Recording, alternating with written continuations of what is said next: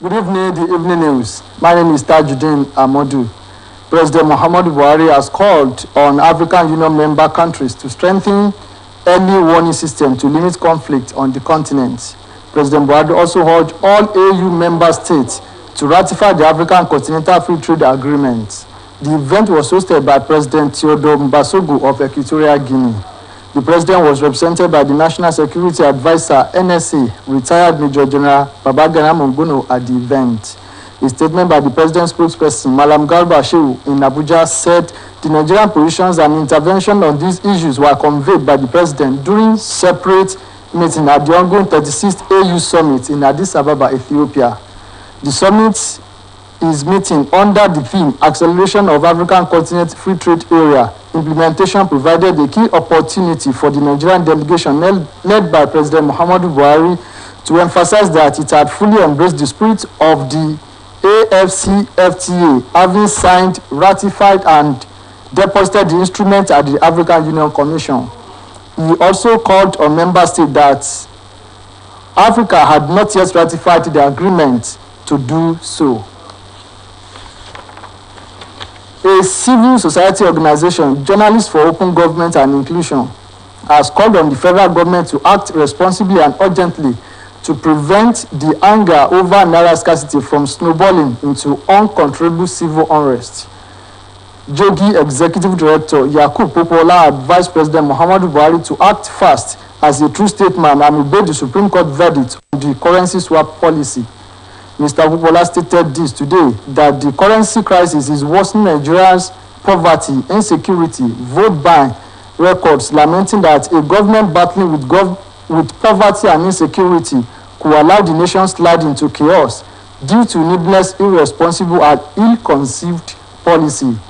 The group urged the president to direct the governor of the Central Bank of Nigeria, Godwin Emefiele, to respect the Supreme Court verdict on the matter and allow the old and new currency to float together side by side in the open market.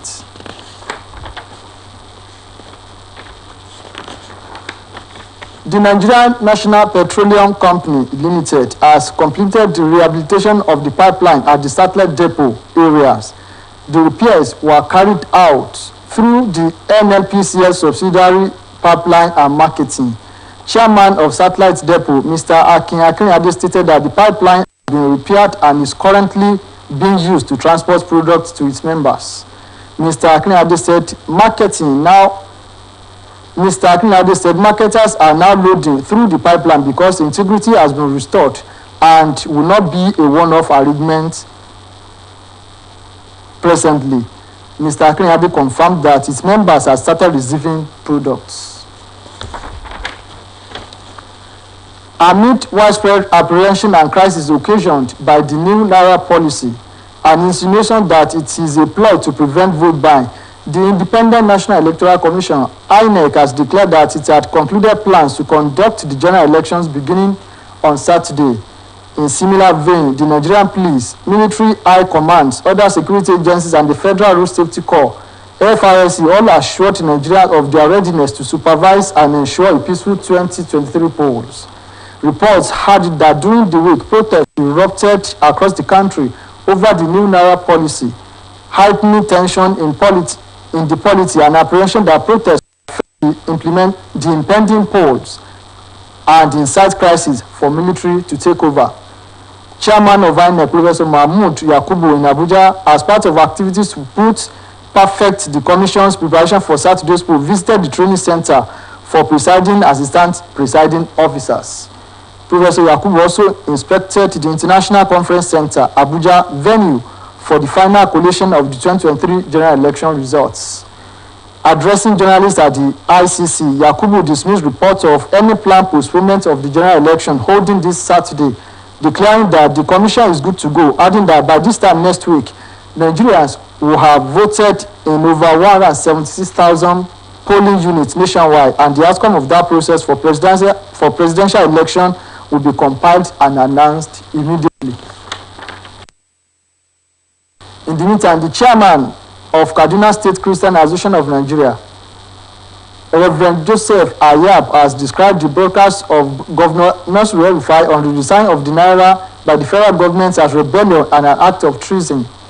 It will be recalled that President Muhammadu Buhari recently said that Nigerians were free to accept and transact business with the old 200 naira note, while the 500 naira and 1,000 naira notes were no longer acceptable as legal tender in Nigeria. However, in a state broadcast by El-Rufai, he urged the state citizens to continue to spend the old naira notes, saying that they are still valid as legal tenders in Kaduna.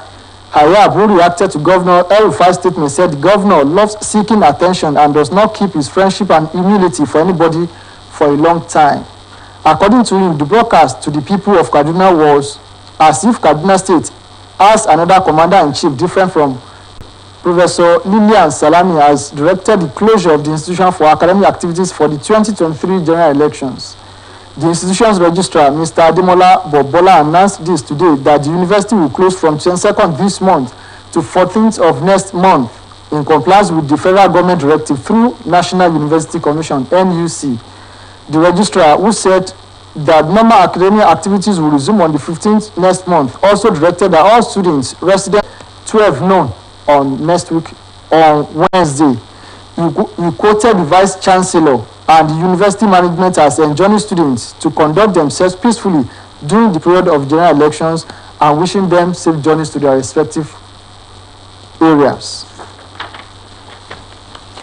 And now to sports. Anthony Joshua promoter Eddie Hearn said the British Nigerian could fight Tyson Fury this year and is willing to make the bout immediately Fury's proposed meeting with Alexander Usyk falls through. Talks were held over a meeting between Joshua and Fury following the former second defeat to Usyk last August, but the Gypsy King ultimately faced Derek Chisora on his return to the ring in December, while Joshua will take on Jermaine Franklin in April this year. A deal for Fury and Usyk to clash in the same month is reportedly close to being agreed, but Joshua promoter Hearn is waiting in the wing if an agreement cannot be reached. While Saudi Arabia was initially suggested as a possible location for the Fury-Usyk fight, Wembley Stadium is now seen as the most likely venue, and Hearn believes the absence of Joshua has harmed the fighters' attempt to secure backing from the Middle East.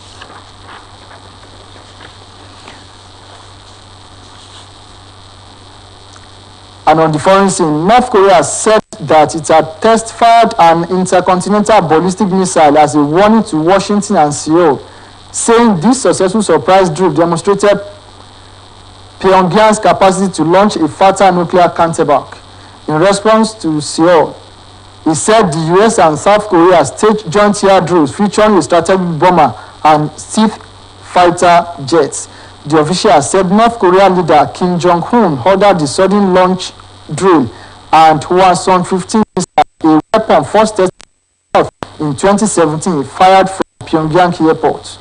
South Korea's military said it detected an ICBM launch, which Japan said flew from 66 minutes before splashing down in its exclusive economic zone, with their analysis indicating it was capable of hitting the mainland United States.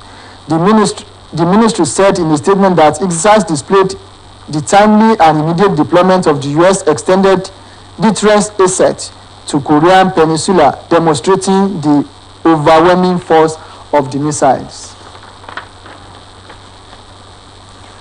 And that ends the evening news on Osbc.